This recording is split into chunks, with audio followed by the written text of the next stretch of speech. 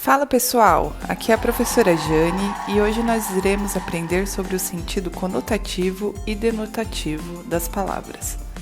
Você sabe o que cada um deles significa? Nesse vídeo você irá entender de uma vez por todas esses conceitos. Não esqueça de se inscrever para não perder nenhuma dica da sua professora favorita. Para começar, você precisa entender que todas as palavras são divididas em duas estruturas básicas. A primeira é o significante, que é aquela parte perceptível da palavra, como o som que ela produz, por exemplo.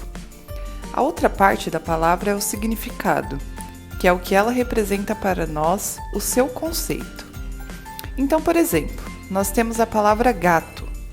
Quando você escuta alguém pronunciar essa palavra, este som, que é o significante, lhe trará uma imagem que é o significado. Cada um de nós, com base nas nossas experiências pessoais, iremos trazer imagens de gatos diferentes, com cores, espécies, tamanhos, mas o conceito geral evocado será sempre o mesmo: um mamífero peludinho de 4 patas.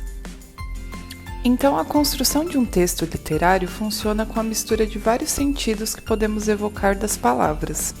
De acordo com a maneira que as organizamos, podemos obter várias formas textuais diferentes.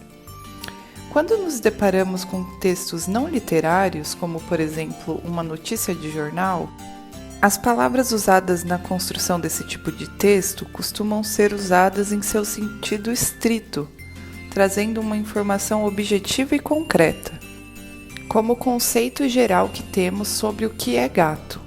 O gato é um gato, um mamífero felino de 4 patas. Este é o texto denotativo. E um truque simples para não se confundir é lembrar que denotativo começa com D de dicionário. É a palavra usada para expressar exatamente o sentido que estão contidos no dicionário. Um exemplo desse tipo de texto é a frase "O gato mia". Já as palavras de sentido conotativo trazem as nossas experiências pessoais para a interpretação. Com elas, podemos ter uma visão completa do sentido.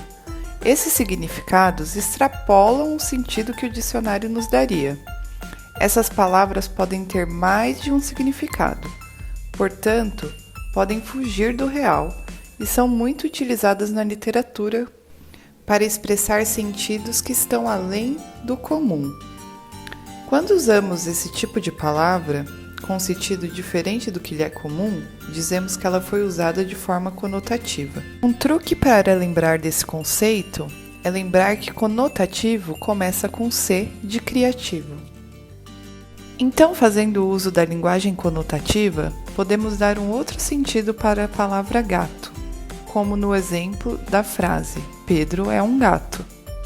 Então, para finalizar esse assunto, é importante lembrar a você que o sentido conotativo sofrerá alterações de cultura, classe social e de uma época para outra.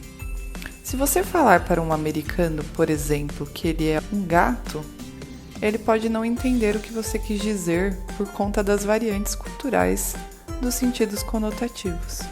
E aí você vai o quê? Perder o seu paquera. Então, muito cuidado, pessoal! Eu espero que vocês tenham conseguido entender esses dois conceitos e lembre-se das diquinhas do C e do D. C de criativo e D de dicionário. Um beijo e até a próxima aula.